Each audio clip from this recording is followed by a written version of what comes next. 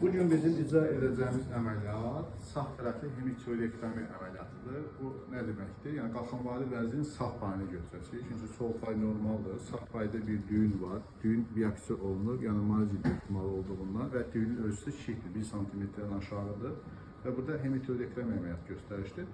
Və biz öncə, yəni əməliyyat başlanmışdan öncə hansı kəsik aparılmalıdır, nə cür kəsik aparılmalıdır, öncə onu işarə edirik. Yəni bu kəsik koxi kəsiyidir, yarım aypara bir kəsikdir və bunu biz bacardıqca çalışırıq dərdəki olan qırışlara salaq, langer qırışlı xəttləri üzrə paralel girsin və bu zaman əməliyyatdan sonraki əmələ gələ biləcək, yəni çapıq incə formalaşır və biz də burada pasiyentin özündə olan bir təbii qırışın üzərindən bir xətt çəkdik və kəsiyi buradan aparasıyıq.